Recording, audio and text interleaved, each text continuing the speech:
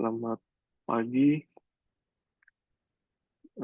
Di sini saya adalah Dimas Supriyanto dari SI 402. Di sini saya akan memaparkan mengenai materi Business Intelligence yang berjudul Data Processing dan juga visualisasi data di platform Tableau. Dalam paparan kali ini akan mencakup beberapa materi. Ada 5 hal. Yang pertama adalah tahapan bagaimana cara pengolahan data dalam business intelligence. Yang kedua adalah tahapan output data dari business intelligence menjadi sebuah decision support. Yang ketiga adalah jenis-jenis visualisasi data pada platform Tableau. Yang keempat adalah apa saja kriteria utama dalam visualisasi data. Yang kelima adalah contoh atau lembaga yang menggunakan visualisasi data yang dapat diakses secara umum.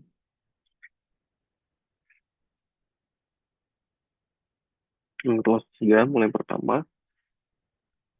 Yang pertama adalah bagaimana cara pengolahan data dalam business intelligence. Yang pertama adalah pengumpulan datanya. Kita harus tahu dulu eh, dari mana kita dapatkan sebuah informasi. Sebuah informasi ini bisa datang dari berbagai macam penjuru, yaitu data internal dan juga data eksternal. Di mana data internal ini itu bisa mencakup sebuah informasi yang dihasilkan eh, oleh proses bisnis itu sendiri, seperti pada organisasi, laporan keuangan, ataupun data penjualan, dan juga bisa dari informasi pelanggan. Itu namanya sumber data internal. Kemudian untuk data eksternalnya, itu kita bisa peroleh dari luar organisasi. Bisa seperti data pasar, kemudian tren industri, dan juga informasi demografis dari lembaga penelitian. Nah, kemudian kita lakukan screening namanya. Screening ataupun pembersihan, cleaning up data. Di mana penghilangan yang pertama adalah penghilangan duplikasi data. Di mana penghilangan ini bertujuan sebagai identifikasi dan juga menghapus entry yang sama agar mengurangi redundasi dalam analisis data. Kemudian yang kedua adalah kita correction atau kita koreksi pada data tersebut yang kita telah dapatkan. Seperti kita identifikasi dan juga kita perbaiki data yang tidak akurat, kemudian juga tidak konsisten, yang nantinya itu berguna untuk meningkatkan kualitas dan juga integritas sebuah informasi. Nah, selanjutnya adalah kita lakukan transformasi, di mana nantinya dari data normal, kemudian kita kategorikan, kemudian kita gabungkan data tersebut. Nah, ini ada namanya normalisasi data. Normalisasi data ini adalah sebuah teknik yang digunakan untuk menyusun data dalam format yang lebih konsisten ataupun terarah, yang nantinya ini dapat mempermudah sebuah proses analisis dan juga penyimpanan. Selanjutnya, kita kategorikan. Kita kategorikan menjadi data ke sebuah kelas ataupun sub tertentu yang nantinya ini dapat membantu data dalam analisis yang lebih terarah dan juga lebih terperinci. Kemudian kita gabungkan data. Nah, dari data-data yang telah kita screening, kita kategorikan, kita bisa gabungkan informasi tersebut dari berbagai sumber yang nantinya akan menghasilkan data set yang lebih komprehensif dan juga informatif. Nah, penyimpanan ini eh, ada 3 jenis ya. Yang pertama adalah database tradisional, kemudian database warehouse, dan juga data mart. Kalau database tradisional ini mencakup data dalam tabel yang nantinya itu digunakan sistem manajemen basis data atau DBMS yang berguna untuk mengatur dan juga mengambil informasi menjadi lebih efisien. Kemudian data warehouse, di mana data ini itu dirancang untuk analisis dan juga pelaporan data, di mana nantinya ini dapat mengintegrasikan data dari berbagai sumber dalam jumlah yang besar. Kemudian data mart. Data mart ini adalah subset atau data dari warehouse yang kalau data warehouse ini mencakup keseluruhan, data mart ini hanya berfokus kepada area tertentu dalam proses bisnis. Yang ini memberikan akses yang lebih cepat dan juga relevan untuk analisis yang lebih spesifik. Nah, kemudian yang kedua, kita akan jelaskan mengenai tahapan output data dari business intelligence menjadi sebuah decision support. Nah, analisis ini terbagi menjadi tiga hal. Yang pertama adalah statistik deskriptif, kemudian pemodelan prediktif, dan juga data mining. Nah, pada proses statistik deskriptif ini, itu meliputi sebuah teknik yang digunakan untuk merangkum dan juga menggambarkan karakteristik utama dari sebuah data yang kita peroleh, di mana ini bisa memberikan gambaran umum melalui ukuran seperti mean, median, ataupun standar deviasi. Kemudian adalah pemodelan prediktif, di mana permodalan prediktif ini itu bisa digunakan untuk membuat estimasi ataupun ramalan tentang suatu kejadian di masa depan. Di mana berdasarkan data historis sebelumnya, teknik ini itu mencakup regresi, machine learning, dan juga analisis tren. Nah, yang ketiga ada namanya data mining. Data mining ini adalah sebuah proses eksplorasi dan juga analisis data dalam jumlah yang besar untuk dapat menemukan pola, hubungan, atau informasi yang berharga yang dapat mendukung pengambilan keputusan bisnis yang lebih efisien. Nah, untuk penyajian informasi ini, kita dapat menyajikan dalam tiga hal ya, dalam tiga bentuk. Yang pertama adalah laporan, dashboard, dan juga visualisasi data. Kalau untuk laporan, kita dapat menyajikan sebuah dokumen yang tersaji dalamnya informasi yang terstruktur, yang dihasilkan dari analisis data, kemudian dirancang untuk memberikan eh, membaca pemahaman yang lebih mendalam, kemudian mengenai situasi ataupun performa sebuah bisnis. Nah, yang kedua adalah dashboard. Dashboard ini adalah sebuah visualisasi yang nantinya itu menyajikan ringkasan mengenai pengukuran kinerja, kemudian metrik secara real time, dan memudahkan juga dalam pemantauan aktivitas dan pengambilan keputusan secara cepat. Kemudian yang ketiga adalah visualisasi data. Visualisasi data ini itu menggunakan grafik ataupun chart yang nantinya itu digunakan untuk menyajikan data dalam bentuk visual ataupun membuatnya agar lebih mudah untuk dapat dipahami dan juga mendorong pemahaman yang lebih cepat terhadap informasi yang kompleks seperti itu.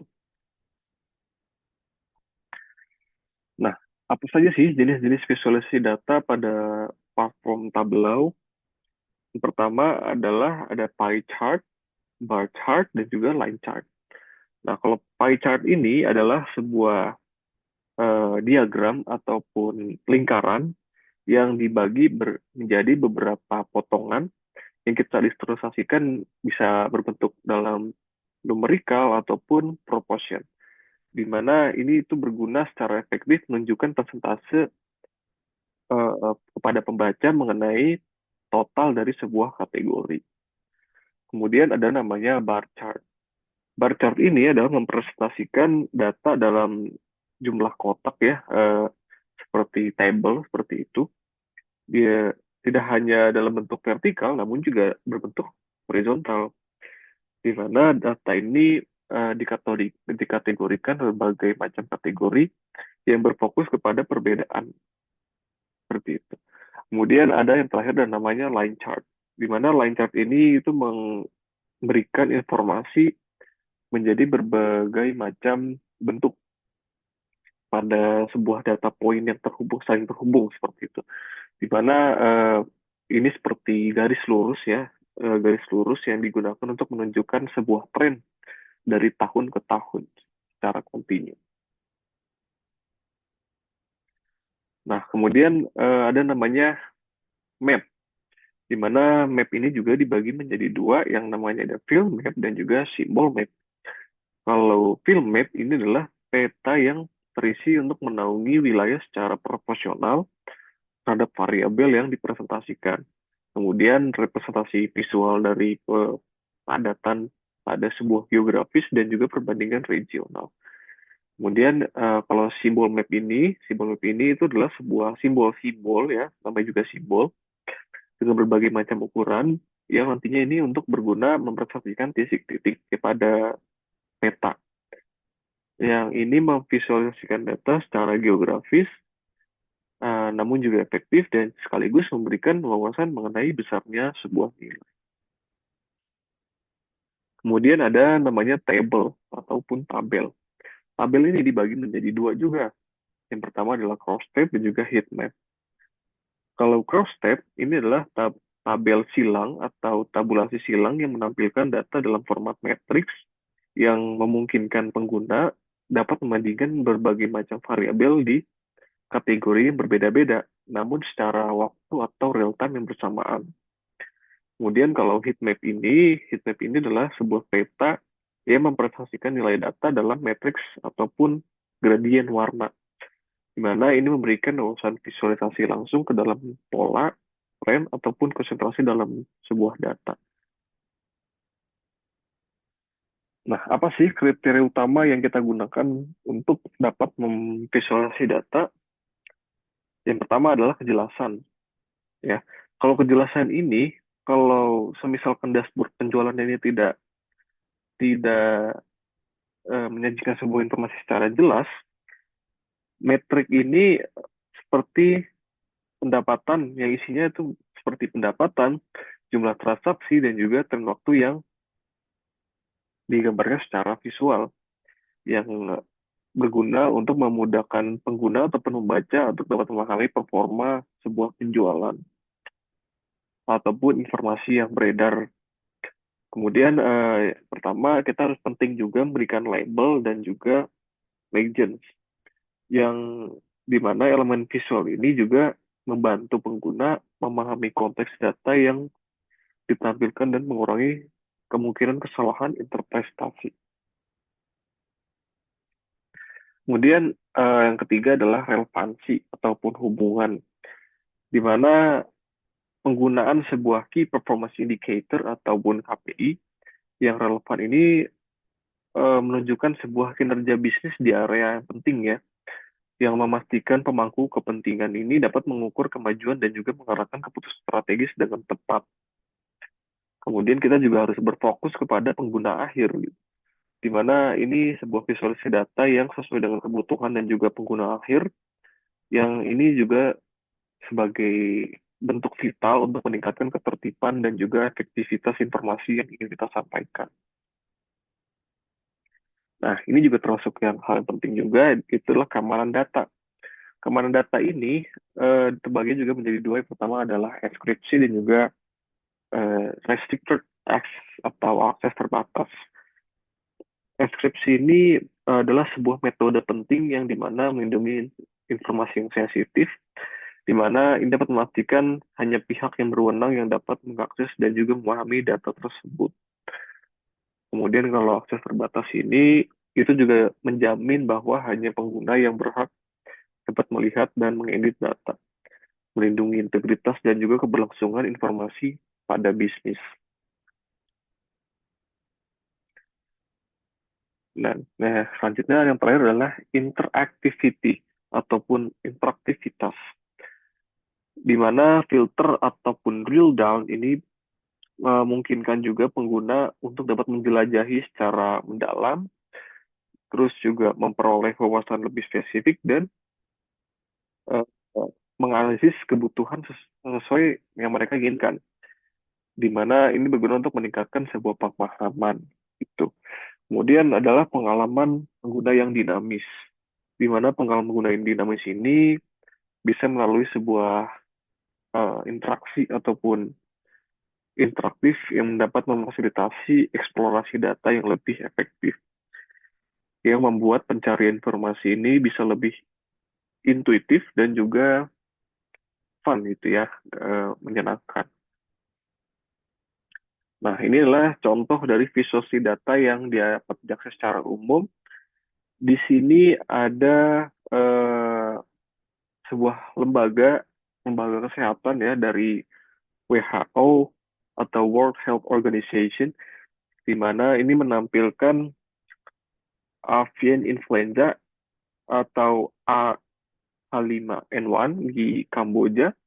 Ini menampilkan beberapa visualisasi ya.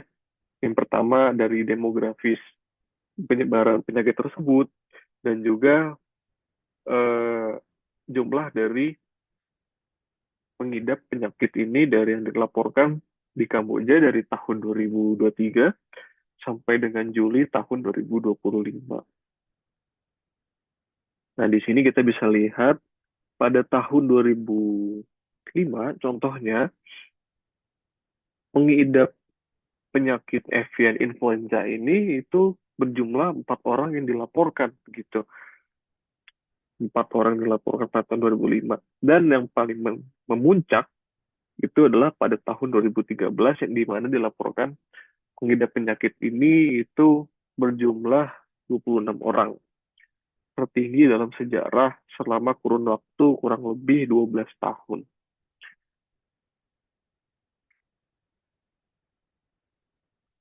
Nah, hasil dari visualisasi ini itu data diperoleh dari WHO yang berguna untuk dapat mengambil keputusan oleh suatu negara ataupun country, di mana ini dapat meningkatkan kesadaran publik serta memfasilitasi pembelajaran dan juga penelitian di bidang kesehatan masyarakat.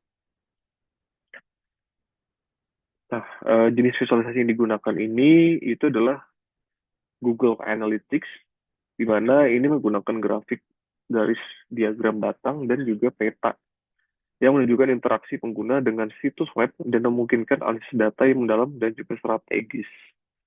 Nah, outcome dari visualisasi ini termasuk juga pemahaman yang baik tentang perilaku maupun pengguna dari optimasi konten, dan juga meningkatkan pengalaman pengguna yang berkontribusi pada kesuksesan pemasaran digital. Seperti itu. Nah, sekiranya cukup sekian presentasi saya mengenai business intelligence. Kurang lebihnya mohon maaf. Saya tutup. Wabillahi taufiq wal hidayah. Wassalamualaikum warahmatullahi wabarakatuh. Selamat pagi.